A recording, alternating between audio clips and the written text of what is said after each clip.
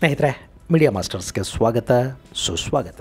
ಗೆಳೆಯರೆ, ಅಂತೂ ಇಂತೂ ಅಮೆರಿಕದ ಅಧ್ಯಕ್ಷ ಜೋ ಬಿಡೆನ್ ಅಧಿಕಾರದಿಂದ ಕೆಳಗಿಳಿಯುವ ಮೊದಲು ಇಸ್ರೇಲ್ ಹಾಗೂ ಲೆಬನಾನ್ ನಡುವೆ ಒಂದು ತಾತ್ಕಾಲಿಕ ಕದನ ವಿರಾಮ ಒಪ್ಪಂದಕ್ಕೆ ಸಹಿ ಹಾಕಿಸೋದ್ರಲ್ಲಿ ಯಶಸ್ಸನ್ನು ಪಡ್ಕೊಂಡಿದ್ದಾರೆ. ಅಲ್ಲಿ 60 ದಿನಗಳ ಒಪ್ಪಂದಕ್ಕೆ ಸಹಿ ಬೀಳ್ತಾ ಇದೆ. ಈ ಕದನ ವಿರಾಮಕ್ಕೆ ಇಸ್ರೇಲ್ನ ವಾರ್ ಕ್ಯಾಬಿನೆಟ್ ಅನುಮತಿಯನ್ನು ಕೊಟ್ಟಿದ್ದು, ಇಸ್ರೇಲಿ ಕಾಲಮಾನದ ಪ್ರಕಾರ ಇವತ್ತು ಬೆಳಗಿನ ಜಾವ 4:15 ಈ ಕದನ ವಿರಾಮ ಒಪ್ಪಂದ ಜಾರಿಗೆ ಬರ್ತಾ ಇದೆ. ಹಾಗೆ ಇಂಥದ್ದೊಂದು ಒಪ್ಪಂದಕ್ಕೆ ಅನುಮೋದನೆಯನ್ನು ಕೊಡೋದಕ್ಕೆ ಕೆಲವೇ ಕ್ಷಣಗಳ ಮೊದಲು ಕೂಡ ಇಸ್ರೇಲ್ ಲೆಬನಾನಿನ ರಾಜಧಾನಿ ಬೈರೂತ್ ಮೇಲೆ ನಡೆಸಿದ ವಾಯುದಾಳಿಲಿ 40ಕ್ಕೂ ಹೆಚ್ಚು ಜನ ಬಲಿಯಾಗಿದ್ದಾರೆ. ಹಾಗಾದ್ರೆ ಏನಿದು ಕದನ ವಿರಾಮ? ಇದು ಗಾಜಾದ ಸಂಘರ್ಷವನ್ನು ಕೂಡ ಕಡಿಮೆ ಮಾಡುತ್ತಾ? ಲೆಬನಾನ್ ಹಾಗೂ ಇಸ್ರೇಲ್ ನಡುವೆ ನಡೀತಿರುವ ಒಪ್ಪಂದದಲ್ಲಿ ಏನಿದೆ, ಇದರ ಪರಿಣಾಮಗಳು ಹೇಗಾಗಬಹುದು ಅನ್ನೋದ್ರ ಬಗ್ಗೆ ಒಂದಷ್ಟು ಮಾಹಿತಿಯನ್ನು ನಾವಿಲ್ಲಿ ನೋಡೋಣ.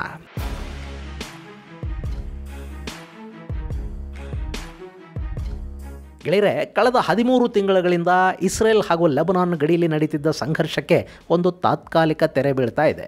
ಅಮೆರಿಕ ಹಾಗೂ ಫ್ರಾನ್ಸ್ ನೇತೃತ್ವದಲ್ಲಿ ನಡೆದ ಸಂಧಾನ ಒಂದು ಹಂತಕ್ಕೆ ಯಶಸ್ವಿಯಾಗಿದೆ. ಎರಡೂ ದೇಶಗಳು ಕದನ ವಿರಾಮಕ್ಕೆ ಒಪ್ಪಿಗೆಯನ್ನು ಕೊಟ್ಟಿವೆ. ಇಲ್ಲಿ ಎರಡೂ ದೇಶಗಳು ಸಹಿ ಹಾಕ್ತಾ ಇವೆ ಅನ್ನೋದನ್ನು ಹೊರತುಪಡಿಸಿದ್ರೆ ಪಾಪ ಲೆಬನಾನ್ ಈ ಗಡಿಯಲ್ಲಿ ಇಸ್ರೇಲ್ ಜೊತೆ ಯುದ್ಧನೇ ಮಾಡಲಿಲ್ಲ. ಅವರ ಸೇನೆ ಅಷ್ಟು ಬಲಿಷ್ಠವಾಗೂ ಇಲ್ಲ.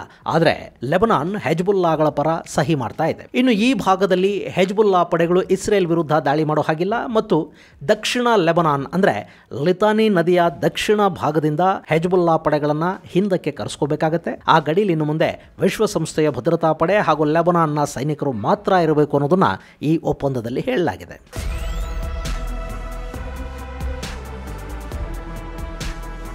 ಗೆಳೆಯರೆ, ಈ ಒಪ್ಪಂದ ಸಂಪೂರ್ಣವಾಗಿ ಜಾರಿ ಆಗಿದ್ದೇ ಆದರೆ ಲೆಬನಾನ್ ಹಾಗೂ ಇಸ್ರೇಲ್ ಗಡಿಯಲ್ಲಿನ ಸಂಘರ್ಷ ಸಂಪೂರ್ಣವಾಗಿ ಮುಕ್ತಾಯ ಆಗಬೇಕು. ಇಲ್ಲಿ ಇಸ್ರೇಲ್ ಹಾಗೂ ಗಾಜಾ ನಡುವೆ ಒಂದು ಸಂಘರ್ಷ ಶುರುವಾಯ್ತು ನೋಡಿ. ಅದರ ಬೆನ್ನಲ್ಲೇ ಲೆಬನಾನ್ ಹಾಗೂ ಇಸ್ರೇಲ್ ನಡುವೆ ಕೂಡ ಒಂದು ಸಂಘರ್ಷ ಆರಂಭವಾಗಿ ಹೋಯಿತು. ಹಾಗೆ ನೋಡಿದರೆ ಈ ಹೆಜ್ಬುಲ್ಲಾ ಹಾಗೂ ಗಾಜಾದ ಹಮಾಸ್ ಎರಡೂ ಕೂಡ ಇರಾನಿನ ಪ್ರಾಕ್ಸಿಗಳ ಥರಾನೇ ಕೆಲಸ ಮಾಡುತ್ತವೆ. ಅದರಲ್ಲೂ ಈ ಹೆಜ್ಬುಲ್ಲಾಗಳು ಹುಟ್ಟಿದ್ದೇ ಇರಾನ್ನ ಬೆಂಬಲದಿಂದ ಮತ್ತು ಇದು ಒಂದು ಶಿಯಾ ಸಂಘಟನೆ. ಇನ್ನು ಹಮಾಸ್ ಇದೆ ನೋಡಿ, ಅದರ ಬೆನ್ನಿಗಿರೋದು ಇರಾನ್. ಈ ಭಾಗದಲ್ಲಿ ಪ್ಯಾಲೆಸ್ತೈನ್ ಸಂಘರ್ಷ ಇದೆಯಲ್ಲ, ಅದಕ್ಕೆ ಇಬ್ಬರು ವಾರಸುದಾರರಿದ್ದಾರೆ. ಒಂದು ಅಲ್ಲಿನ ಫತಾ ಪಕ್ಷ, ಅದು ಈಗ ವೆಸ್ಟ್ ಬ್ಯಾಂಕ್ ಅನ್ನು ಆಳ್ತಾ ಇದೆ. ಒಂದು ಕಾಲಕ್ಕೆ ಗಾಜಾದ ಆಡಳಿತ ಕೂಡ ಈ ಫತಾದ ಕೈಯಲ್ಲೇ ಇತ್ತು. PLO ಅಂದ್ರೆ ಪ್ಯಾಲೆಸ್ತೈನ್ ಲಿಬರೇಷನ್ ಆರ್ಗನೈಸೇಷನ್ ಹೆಸರಿನ ಸಂಘಟನೆ ಇತ್ತಲ್ಲ, ಅದು ಸಾಕಷ್ಟು ವರ್ಷಗಳ ಕಾಲ ಇಸ್ರೇಲ್ ಜೊತೆ ಹೋರಾಟ ಮಾಡಿದ ನಂತರ ಅದರ ಒಂದಷ್ಟು ಜನ ಸೇರಿ ಫತಾ ಅನ್ನೋ ರಾಜಕೀಯ ಸಂಘಟನೆಯನ್ನು ಕಟ್ಟಿಕೊಂಡ್ರು. ಈಗಲೂ ವೆಸ್ಟ್ ಬ್ಯಾಂಕ್ ಅನ್ನು ಆಳ್ತಾ ಇರೋದು ಈ ಫತಾನೇ. ಅದಕ್ಕೆ ಸೌದಿ ಅರೇಬಿಯಾ ಸೇರಿದ ಹಾಗೆ ಅಲ್ಲಿನ ಅರಬ್ ದೇಶಗಳ ಬೆಂಬಲ ಕೂಡ ಇದೆ. ವಿಶ್ವಸಂಸ್ಥೆ ಕೂಡ ವೆಸ್ಟ್ ಬ್ಯಾಂಕ್ ಪ್ಯಾಲೆಸ್ತೈನ್ ಅಂತ ಬಂದಾಗ ಈ ಫತಾಗಳಿಗೆ ಮಾನ್ಯತೆಯನ್ನು ಕೊಡುತ್ತೆ. ಫತಾ ಈ ಹಿಂದೆ ಇಸ್ರೇಲ್ ಜೊತೆ ದ್ವಿರಾಷ್ಟ್ರ ಒಪ್ಪಂದಕ್ಕೆ ಸಹಿ ಹಾಕೋದಕ್ಕೆ ಕೂಡ ಮುಂದಾಗಿತ್ತು. ಅದು ಸಾಧ್ಯ ಆಗಿಬಿಟ್ಟಿದ್ರೆ ಅಲ್ಲಿ ಇಷ್ಟೊತ್ತಿಗೆ ಒಂದು ಪ್ಯಾಲೆಸ್ತೈನ್ ಅನ್ನೋ ಅಧಿಕೃತ ದೇಶ ರಚನೆ ಆಗ್ತಾ ಇತ್ತು. ಆದರೆ ಹಾಗಾಗದ ಹಾಗೆ ಪ್ಯಾಲೆಸ್ತೈನಿ ಸಂಘಟನೆಯ ಉಗ್ರವಾದಿಗಳು ತಡೆದ್ರು. ಆ ಉಗ್ರ ಸಂಘಟನೆಗಳ ಪೈಕಿ ಈ ಹಮಾಸ್ ಕೂಡ ಒಂದು. ಅದು ಗಾಜಾದ ಮೇಲೆ ಹಿಡಿತವನ್ನು ಸಾಧಿಸಿತು. ಅಲ್ಲಿದ್ದ ಫತಾಗಳನ್ನು ಕೊಂದು ಅವರನ್ನ ನೇಣಿಗೆ ಹಾಕಿ ಬಾಂಬುಗಳನ್ನಿಟ್ಟು ಸ್ಫೋಟಿಸಿ ಅಂತೂ ಗಾಜಾನ ತನ್ನ ಕೈಗೆ ತಗೊಳ್ತು. ಇವರು ಜೋರ್ಡಾನ್ ನದಿಯಿಂದ ಮೆಡಿಟರೇನಿಯನ್ ಸಮುದ್ರದವರೆಗಿನ ಸಂಪೂರ್ಣ ಭೂಪ್ರದೇಶ ಪ್ಯಾಲೆಸ್ತೈನೇ ಆಗಬೇಕು, ಅಲ್ಲಿ ಇಸ್ರೇಲ್ ಅನ್ನೋದು ಇರಲೇಬಾರದು ಅಂತ ಬಯಸ್ತಾರೆ. ಅದು ಸಾಧ್ಯವಾಗದ ಬಯಕೆ. ಈ ಹಮಾಸ್ ಉಗ್ರರಿಗೆ ಸೌದಿ ಅರೇಬಿಯಾದ ಬೆಂಬಲ ಇಲ್ಲ, ಆದರೆ ಕತಾರ್ ಇವರನ್ನ ಬೆಂಬಲಿಸ್ತಾ ಇದೆ. ಈ ಕತಾರ್ ಈ ಭಾಗದಲ್ಲಿನ ಎಲ್ಲ ಉಗ್ರರಿಗೂ ಗಾಡ್ ಫಾದರ್ ಥರ ನಿಂತಿದೆ. ಇವರನ್ನೂ ಕೂಡ ಕತಾರ್ ಬೆಂಬಲಿಸ್ತಾ ಇದೆ. ಜೊತೆಗೆ ಇರಾನ್ ಇದೆಯಲ್ಲ, ಅದರ ಕೃಪಾಶೀರ್ವಾದ ಕೂಡ ಈ ಹಮಾಸ್ನ ಮೇಲಿತ್ತು.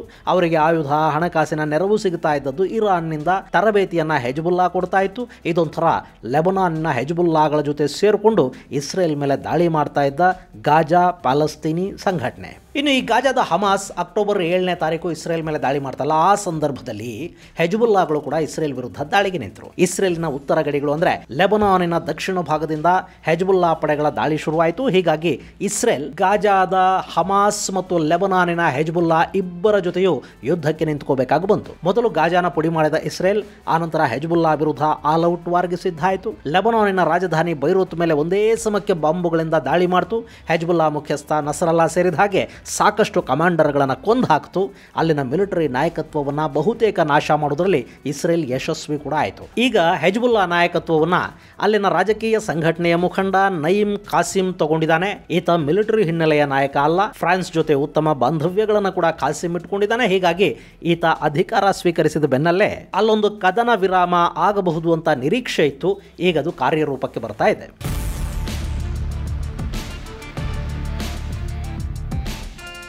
ಇನ್ನು ಇಸ್ರೇಲ್ ಹಾಗೂ ಹೆಜ್ಬುಲ್ಲಾ ಸಂಘರ್ಷದಿಂದ ಆಗಿರೋ ನಷ್ಟ ಎಂಥದ್ದು? ಗೆಳೆಯರೆ, ಇಸ್ರೇಲ್ ಹೆಜ್ಬುಲ್ಲಾನ ಸಂಪೂರ್ಣವಾಗಿ ನಾಶ ಮಾಡೋದಕ್ಕೆ ಸಾಧ್ಯ ಆಗಿಲ್ಲ. ಅದು ಸದ್ಯಕ್ಕಾಗೋ ಕೆಲಸ ಕೂಡ ಅಲ್ಲ. ಯಾಕೆ ಅಂದ್ರೆ ಈ ಹೆಜ್ಬುಲ್ಲಾ ಅನ್ನೋದು ಜಗತ್ತಿನ ಅತ್ಯಂತ ಶ್ರೀಮಂತ ಮತ್ತು ಬಲಿಷ್ಠ ಭಯೋತ್ಪಾದಕ ಸಂಘಟನೆ. ಅಲ್ಲಿ ಒಬ್ಬ ಸತ್ರೆ ಇನ್ನೊಬ್ಬ ಹುಟ್ಟುತ್ತಾನೆ. ಈ ಭಯೋತ್ಪಾದಕರದ್ದು ರಕ್ತ ಬೀಜಾಸುರ ಸಂತತಿ. ಇನ್ನವರಿಗೆ ಹಣಕಾಸು ಹಾಗೂ ಆಯುಧಗಳ ನೆರವು ಕೊಡೋದಕ್ಕೆ ಇರಾನ್ ಅಂತೂ ಇದ್ದೇ ಇದೆ. ಅಷ್ಟೇ ಅಲ್ಲ, ಈ ಹಿಂದೆ 2006ರ ಸಂದರ್ಭದಲ್ಲಿ ಇಸ್ರೇಲ್ ಇದೇ ಹೆಜ್ಬುಲ್ಲಾಗಳ ಮೇಲೆ ಪ್ರಯೋಗ ಮಾಡಿದ್ದ ರಾಕೆಟ್ಗಳು, ಮಿಸೈಲುಗಳು ಇದ್ವಲ್ಲ, ಅವುಗಳನ್ನು ರಿವರ್ಸ್ ಇಂಜಿನಿಯರಿಂಗ್ ಮಾಡಿ ಇರಾನ್ ಅವರಿಗೆ ಒದಗಿಸಿಕೊಟ್ಟಿದೆ. ಜೊತೆಗೆ ಲೆಬನಾನ್ನಲ್ಲೇ ಹೆಜ್ಬುಲ್ಲಾಗಳ ಆಯುಧ ತಯಾರಿಕಾ ಘಟಕಗಳು ಇವೆ. ಇರಾನ್ ಅವರಿಗೆ ರಾಕೆಟ್ ತಯಾರಿಯನ್ನು ಕೂಡ ಕಲಿಸಿಕೊಟ್ಟಿದೆ. ಹೀಗಾಗಿ ಅವರ ಆಯುಧ ಭಂಡಾರ ಕೂಡ ತಕ್ಷಣಕ್ಕೆ ಖಾಲಿ ಆಗೋದಿಲ್ಲ. ಇನ್ನದು ಉಗ್ರ ಸಂಘಟನೆ. ಹೀಗಾಗಿ ಅವರ ಮೇಲೆ ಯಾವ ಅಂಕೆಗಳು, ಒತ್ತಡಗಳು ಏನೂ ಇರೋದಿಲ್ಲ. ಜನ ಸತ್ರೆ ಲೆಬನಾನ್ ಸರ್ಕಾರದ ಮೇಲೆ ಒತ್ತಡ ಬೀಳುತ್ತೆ ಹೊರತು ಹೆಜ್ಬುಲ್ಲಾಗಳ ಮೇಲಲ್ಲ. ಇನ್ನು ಇದು ಶಿಯಾ ಸಂಘಟನೆ. ಲೆಬನಾನ್ನಲ್ಲಿ ಶಿಯಾಗಳು ದೊಡ್ಡ ಪ್ರಮಾಣದಲ್ಲಿದ್ದಾರೆ. ಅವರಿಗೆ ಅವರದ್ದೇ ಆದ ರಾಜಕೀಯ ಅಧಿಕಾರ ಕೂಡ ಇದೆ. ಹೀಗಾಗಿ ಅಲ್ಲಿನ ಸರ್ಕಾರ ಕೂಡ ಈ ಹೆಜ್ಬುಲ್ಲಾನ ನಿಯಂತ್ರಿಸುವುದಕ್ಕೆ ಸಾಧ್ಯ ಆಗ್ತಿಲ್ಲ. ಈಗ ನೋಡಿ, ಇಸ್ರೇಲ್ ಲೆಬನಾನ್ನ ಮೇಲೆ ದಾಳಿ ಮಾಡೋದಕ್ಕೆ ಶುರು ಮಾಡಿದ ಮೇಲೆ ಅಲ್ಲಿ ಸುಮಾರು 1.2 ಮಿಲಿಯನ್ ಮಂದಿ ನಿರಾಶ್ರಿತರಾಗಿದ್ದಾರೆ. ಅಲ್ಲಿಂದ ಸಿರಿಯಾಗೆ ಮತ್ತಿತರ ಪ್ರದೇಶಗಳಿಗೆ ಅವರು ಪಲಾಯನ ಮಾಡಿದ್ದಾರೆ. ಹಾಗೆ 3,25,000ಕ್ಕೂ ಅಧಿಕ ಮಂದಿ ಸಾವನ್ನಪ್ಪಿದ್ದಾರೆ.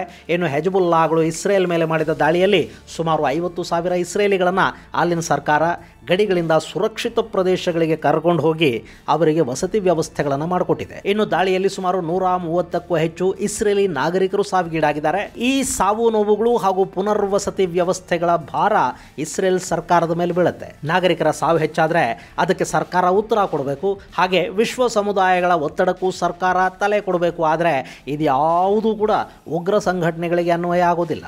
ಬದುಕಿದ್ರೆ ಬಿರಿಯಾನಿ ಸಿಗುತ್ತೆ, ಸತ್ರೆ ಜನ್ನತ್ತಲ್ಲಿ ಹೂರುಗಳು ಸಿಗ್ತಾರೆ ಅಂತ ನಂಬಿ ಕೈಗೆ ಬಂದೂಕು ಎತ್ಕೊಂಡವರವರು. ಸೊ ಇಲ್ಲಿ ಇಸ್ರೇಲ್ ಸರ್ಕಾರದ ಮೇಲೆ ಒತ್ತಡ ಬೀಳ್ತಾ ಇತ್ತು. ಹಾಗೆ ಮತ್ತೊಂದು ಕಡೆ ಲೆಬನಾನ್ ಸರ್ಕಾರದ ಮೇಲೆ ಕೂಡ ವಿಪರೀತ ಒತ್ತಡ ಉಂಟಾಗ್ತಾ ಇತ್ತು. ಈ ಮಧ್ಯೆ ವಿಶ್ವ ಸಮುದಾಯ ಕೂಡ ಈ ಸಂಘರ್ಷ ಬೇಗ ನಿಲ್ಲಲಿ ಅಂತ ಬಯಸ್ತಾ ಇತ್ತು. ಫ್ರಾನ್ಸ್ ಹಾಗೂ ಅಮೆರಿಕಾಗಳು ವಿಪರೀತ ಒತ್ತಡ ಹೇರೋ ಕೆಲಸವನ್ನು ಮಾಡ್ತಾ ಇದ್ವು. ಇದೆಲ್ಲದರ ಪರಿಣಾಮ ಈಗ ಇಸ್ರೇಲ್ನ ವಾರ್ ಕ್ಯಾಬಿನೆಟ್ ಕೂಡ ಕದನ ವಿರಾಮಕ್ಕೆ ಒಪ್ಪಿಗೆಯನ್ನು ಕೊಟ್ಟಿದೆ. ಹಾಗಂತ ಲೆಬನಾನ್ ಹಾಗೂ ಇಸ್ರೇಲ್ ನಡುವಿನ ಕದನ ವಿರಾಮ ಇದೇ ಮೊದಲೇನಲ್ಲ. ಈ ಹಿಂದೆ 2006ರಲ್ಲೂ ಕೂಡ ಇದೇ ಹೆಜ್ಬುಲ್ಲಾಗಳ ವಿರುದ್ಧ ಇಸ್ರೇಲ್ ಲೆಬನಾನ್ ಮೇಲೆ ದಾಳಿ ಮಾಡಿ ಲಿತಾನಿ ನದಿವರೆಗಿನ ಪ್ರದೇಶವನ್ನು ಆಕ್ರಮಿಸಿಕೊಂಡಿತ್ತು. ಅವತ್ತು ವಿಶ್ವ ಸಮುದಾಯದ ಮಧ್ಯಸ್ಥಿಕೆಯಲ್ಲಿ ಕದನ ವಿರಾಮ ಘೋಷಣೆಯಾಗಿ ಇಸ್ರೇಲ್ ಅಲ್ಲಿಂದ ಹಿಂದೆ ಸರಿಬೇಕಾಗಿ ಬಂತು. ಲಿತಾನಿ ನದಿಯ ತೀರಕ್ಕೆ ವಿಶ್ವಸಂಸ್ಥೆಯ ಭದ್ರತಾ ಪಡೆಗಳು ಬಂದು ಕೂತ್ವು. ಇನ್ನು ಈಗ ಕೂಡ ಅದೇ 2006ರ ಕದನ ವಿರಾಮದ ಒಪ್ಪಂದ ಏನಿದೆ ಅದರ ಆಧಾರದ ಮೇಲೆ ಈ ಕದನ ವಿರಾಮ ಕೂಡ ನಡೀತಾ ಇದೆ.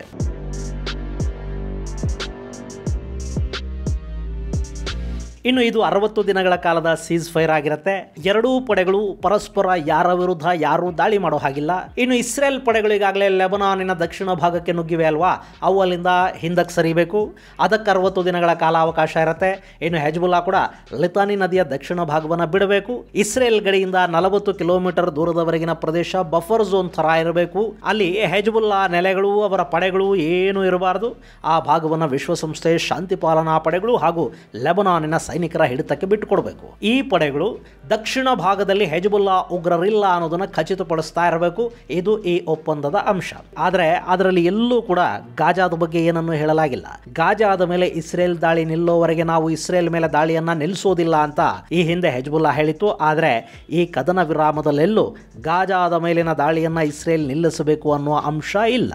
ಇನ್ನು ಅಕಸ್ಮಾತ್ ಹೆಜ್ಬುಲ್ಲಾಗಳು ಈ ಒಪ್ಪಂದವನ್ನ ಉಲ್ಲಂಘಿಸಿದ್ರೆ ಇಸ್ರೇಲ್ ಹೆಜ್ಬುಲ್ಲಾಗಳ ಮೇಲೆ ಮತ್ತೆ ದಾಳಿ ಶುರು ಮಾಡುತ್ತೆ ಅನ್ನೋದನ್ನ ಅಮೆರಿಕ ಹಾಗೂ ಇಸ್ರೇಲ್ ಎರಡೂ ಕೂಡ ಹೇಳಿವೆ. ಆದರೆ ಇದಕ್ಕೆ ಲೆಬನಾನ್ ಆಕ್ಷೇಪವನ್ನು ವ್ಯಕ್ತಪಡಿಸಿದೆ. ಅವರ ಆಕ್ಷೇಪ ಏನೇ ಇದ್ರೂ ಅಲ್ಲಿ ಕಡೆಗಾಗೋದಂತೂ ಅದೇ. ಹೆಜ್ಬುಲ್ಲಾ ಕದನ ವಿರಾಮವನ್ನು ಉಲ್ಲಂಘನೆ ಮಾಡಿದ್ರೆ ಇಸ್ರೇಲ್ ಮತ್ತೆ ದಾಳಿಯನ್ನಂತೂ ಖಂಡಿತ ಮಾಡುತ್ತೆ. ಈ ಅವಕಾಶವನ್ನ ಅವರು ಮುಕ್ತವಾಗಿ ಇಟ್ಕೊಂಡಿದ್ದಾರೆ. ಇನ್ನು ಈ ಒಪ್ಪಂದದ ಕಾರಣದಿಂದಾಗಿ ಮುಂದಿನ ದಿನಗಳಲ್ಲಿ ಗಾಜಾದಲ್ಲಿ ಕೂಡ ಕದನ ವಿರಾಮ ಉಂಟಾಗೋದಕ್ಕೆ, ಇಸ್ರೇಲ್ ಗಾಜಾದ ಮೇಲಿನ ದಾಳಿಯನ್ನು ನಿಲ್ಲಿಸೋದಕ್ಕೆ, ಅಲ್ಲಿನ ಒತ್ತೆಯಾಳಗಳನ್ನು ಬಿಡಿಸಿಕೊಂಡು ಬರೋದಕ್ಕೆ ಮತ್ತು ಗಾಜಾಗೆ ಪರಿಹಾರ ಸಾಮಗ್ರಿಗಳನ್ನು ಕೊಡೋದಕ್ಕೆ ಮುಂದೆ ಅವಕಾಶ ಆಗತ್ತೆ ಅಂತ ವಿಶ್ವ ಸಮುದಾಯ ಭಾವಿಸ್ತಾ ಇದೆ. ಮೊನ್ನೆ ಜೋರ್ಡಾನ್ ಗಾಜಾಗೊಂದಷ್ಟು ಪರಿಹಾರ ಸಾಮಗ್ರಿಗಳನ್ನು ಏರ್ ಡ್ರಾಪ್ ಮಾಡಿದೆ. ಇಸ್ರೇಲ್ ಒಪ್ಪಿದ್ರೆ ಮುಂದೆ ಗಾಜಾದಲ್ಲಿ ಕೂಡ ಶಾಂತಿ ಸ್ಥಾಪನೆ ಆಗಬಹುದು ಅನ್ನೋದು ಒಂದಷ್ಟು ಜನರ ಅಭಿಪ್ರಾಯ. ಇನ್ನು ಈ ಕದನ ವಿರಾಮದಿಂದ ಅಮೆರಿಕದ ಅಧ್ಯಕ್ಷ ಜೋ ಬಿಡನ್ ಖುಷಿಯಾಗಿದ್ದಾರೆ. ಅಧಿಕಾರದಿಂದ ಕೆಳಗಿಳಿಯೋ ಮೊದಲು ಅಲ್ಲಿ ಕದನ ವಿರಾಮ ಮಾಡಿಸಿದೆ ಅನ್ನೋ ತೃಪ್ತಿ ಅವರದ್ದು. ಇನ್ನು ಇಸ್ರೇಲಿ ಪಡೆಗಳು ಲೆಬನಾನ್ನ ಒಳಗಿವೆಯಲ್ಲ, ಅವರು ತಕ್ಷಣಕ್ಕೆ ನೀವೇನು ವಾಪಸ್ಸು ಬರೋದಕ್ಕೆ ಹೋಗಬೇಡಿ ಅಂತ ಲೆಬನಾನ್ನ ನಿರಾಶ್ರಿತರಿಗೆ ಹೇಳಿದ್ದಾರೆ. ಕದನ ವಿರಾಮಕ್ಕೆ ಸಹಿ ಬಿತ್ತು ಅಂದ ಕೂಡಲೇ ಇಲ್ಲಿ ಎಲ್ಲ ಸರಿ ಹೋಯ್ತು ಅಂದ್ಕೊಂಡು ನೀವು ನಿರಾಶ್ರಿತ ಶಿಬಿರಗಳಿಂದ ಮತ್ತೆ ನಿಮ್ಮ ಊರುಗಳಿಗೆ ವಾಪಸ್ಸು ಬರೋದಕ್ಕೆ ಹೋಗಬೇಡಿ, ಇನ್ನು ಆಟ ಬಾಕಿ ಇದೆ ಅಂತ IDF ನ ಕಮಾಂಡರ್ಗಳು ಜನಕ್ಕೆ ಹೇಳ್ತಾ ಇದ್ದಾರೆ. ಸೊ ಇದೊಂದು ತಾತ್ಕಾಲಿಕ ಕದನ ವಿರಾಮ. ಇದು ಎಷ್ಟು ದಿನ ಇರುತ್ತೆ ಅನ್ನೋದನ್ನ ಕಾದು ನೋಡಬೇಕು. ಇದು ಗೆಳೆಯರೆ ಇಸ್ರೇಲ್ ಹಾಗೂ ಲೆಬನಾನ್ ನಡುವೆ ನಡೆದ ಕದನ ವಿರಾಮಕ್ಕೆ ಸಂಬಂಧಪಟ್ಟ ಒಂದಷ್ಟು ಮಾಹಿತಿ. ಮುಂದಿನ ಸಂಚಿಕೆಯಲ್ಲಿ ಮತ್ತಷ್ಟು ವಿಶೇಷಗಳ ಜೊತೆ ಮತ್ತೆ ಭೇಟಿಯಾಗೋಣ. ಅಲ್ಲಿವರೆಗೆ ಜೈ ಹಿಂದ್, ಜೈ ಕರ್ನಾಟಕ.